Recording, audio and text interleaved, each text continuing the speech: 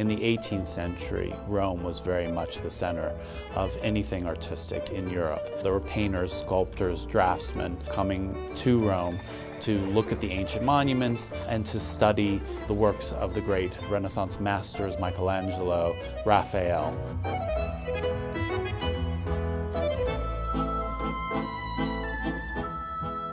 Batoni, in addition to his portraiture, became famous as a painter of history pieces, like the Susanna and the Elders. The painting was commissioned in 1751 by Count Ernst Guido von Harrach.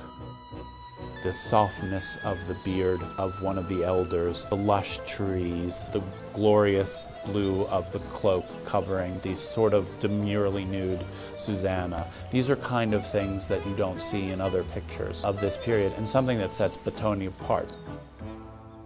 The two landscapes by Panini represent a kind of trend in Rome in the 18th century, that of view painting, often produced for local Roman patrons, but even more often made for visiting grand tourists. It's very unusual to have this kind of realistic fantasy. Normally his capriccios are Roman monuments which have been brought together. Another thing that's exceptional about the Paninis is what it says to us about how Panini felt about himself. He's placed himself very much at the center of both compositions.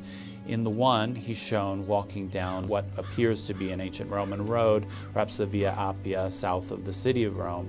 And in the other one, he's front and center having a wonderful lunch, being serenaded by a cellist and other musicians. He's clearly saying that he too is just as good as his patrons.